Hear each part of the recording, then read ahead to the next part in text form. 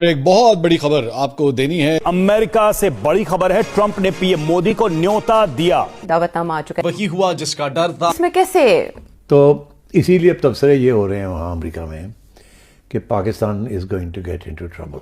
मोदी जी को एक बहुत बड़ा रेकग्निशन मिला है और इंडिया को as a emerging global super power का रेकग्निशन मिला है गाजा पीस प्लान में। सवाल आपका जो आया कि जी अब पाकिस्तान क्या करेगा, जी और मोदी के सामने आज सारे झुकते हुए फिरते हुए आपको दिखाई देते हैं। अब मोदी ने बोला भाड़ में जाओ, मैं वही करूंगा जो मेरे भारत के लिए इंपॉर्टेंट है। पाकिस्तान की खारिजा पॉलिसी का एक नाजुक मोड़ हमें नजर आ रहा है। मशरिक वस्ता के बदलते हुए स्ट्रेटेजिक माहौल में हमारी पोजीशनिंग के अहम सवालात उठ रहे हैं। जैसे ही अमेरिका के नए एम्बेसडर भारत आए हैं, उन्होंने आते ही लगता यह है कि पाकिस्तान अगर डोनाल्ड ट्रंप को ना करता तो फिर Pakistan will face many difficulties. What would it be required to do?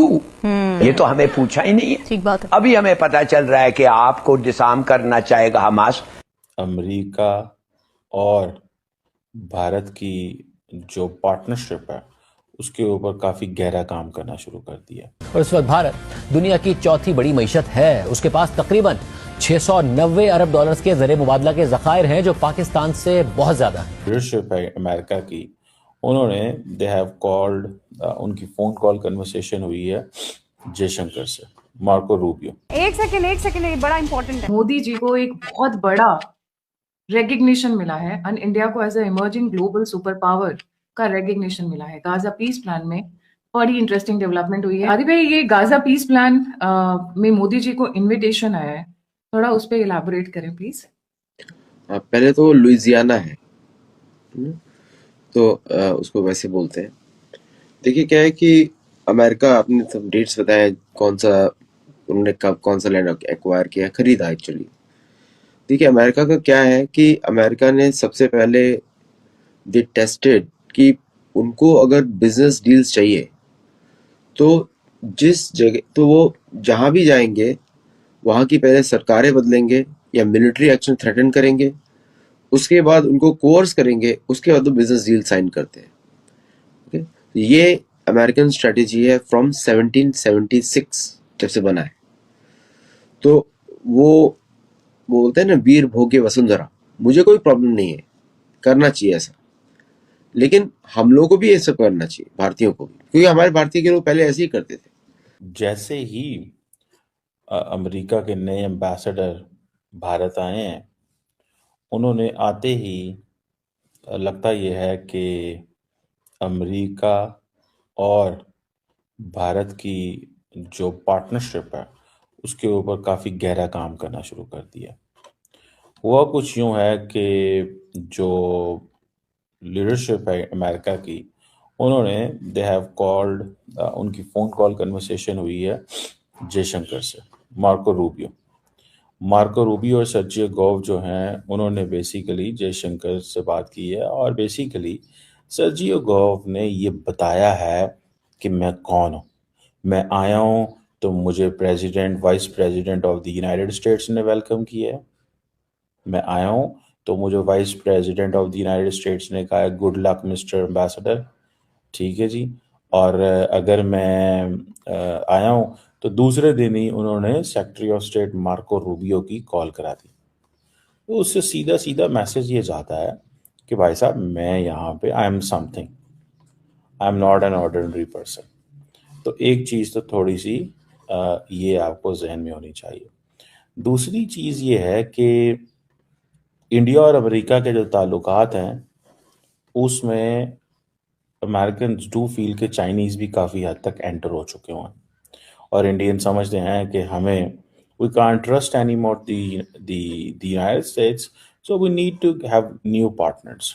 बहरहाल अब क्या बात हो रही है कि क्योंकि वो आपको पता है रिक जैसा प्लेटफॉर्म, रशिया, इंडिया, चाइना जैसा प्लेटफॉर्म जो है वो बन रहा है, या एटलीस्ट कन्वर्सेशन उस पर हो रही है। अब देखिए, जो US secretary of state Marco Rubio ने बात की है, वो जो रीड आउट आया है अमेरिकन रीड आउट, उसमें पहली बात तो यह है कि जी हम इंडो पैसिफिक की बात करते हैं, इंडो पैसिफिक की बात करते हैं, हम बात करते हैं जनाब के दोनों मुल्क जो है ना वो इस वक्त बड़े इंडो पैसिफिक में, free and open Indo Pacific, basically China centric. American समझते हैं कि ये तो चाइना सेंट्रिक क्या करते हैं, ये चाइना सेंट्रिक उन्होंने कुछ भी नहीं किया हुआ, स्वाय अपने ताल्लुकात चाइना से बेहतर करने के अलावा इंडियंस ने कुछ नहीं किया। अमेरिकन ये समझते हैं। मैं just to let you know by the way, जिन दोस्तों हमारों को नहीं पता, ये बेसिकली वो रीड आउट है जो क्या नाम है उसका, रूबियो साहब ने की कॉल के बाद जारी हुआ। अब वो क्या कहते हैं, वो कहते हैं भाई साहब कि हमें हर कीमत पे एक तो इंडो पैसिफिक को देखना है, दूसरी बात ये है कि एडवांस स्टेज पे जो न्यूक्लियर एनर्जी है वो देखना है। अच्छा, ये चीज़ इम्पॉर्टेंट है कि ये अमेरिका और इंडिया जो है उसका सिविल न्यूक्लियर कोऑपरेशन तो बहुत पुराना चल रहा है, लेकिन ये चीज़ कहना कि advancement of nuclear energy for transforming India's bill, ये भी एक इम्पॉर्टेंट डिस्कशन है। और सिविल न्यूक्लियर कोऑपरेशन और कंपनीज, अमेरिकन कंपनीज ज़्यादा इंडिया आएंगे अब, क्योंकि इंडिया हैज़ नो चॉइस। मुझे याद है कि जब प्राइम मिनिस्टर मोदी गए थे पहली दफ़ा गए थे, तो उन्होंने क्या किया कि उन्होंने वहाँ पे जाने से पहले कुछ टैरिफ कम कर दिए। उन्होंने कहा भाई ये आप कौन सी दुनिया में रहते हैं, हमें इतने टैरिफ, उन्होंने अमेरिकन मोटरसाइकिलों पे और ये वो छोटे मोटे टैरिफ वो हटा गए, ताकि वो जनाब बहुत अच्छे तरीके से आके परफॉर्म करें। अमेरिकन ने कहा कि हमें इतना तो ये चाहिए ही नहीं है, उन्होंने सारे इंडिया के ऊपर ही 25% और फिर 25% टैरिफ लगा दी, पहले सारी दुनिया पे 25% लगा दी। दोस्तों, अब बस सम्मान की बात नहीं है, दुनिया की नज़रें अब सीधा भारत पर है। प्रधानमंत्री मोदी को गाजा पीस बोर्ड में बुलाया गया है और यही वो मौका है जहां पाकिस्तान की छवि लगातार कमजोर दिख रहा है। अमेरिका भारत की जोड़ी अब नया लेवल पर है। अब इंडो पैसिफिक में भारत की ताकत चीन और पाकिस्तान के लिए बड़ा चेतावनी संदेश है। भारत अब सिर्फ अपने इलाके का नहीं बल्कि पूरे दुनिया का लीडर बनकर दिखा रहा है। दोस्तों, आज की खबर में देखा कि भारत अब दुनिया के मंच पर अपनी ताकत दिखा रहा है।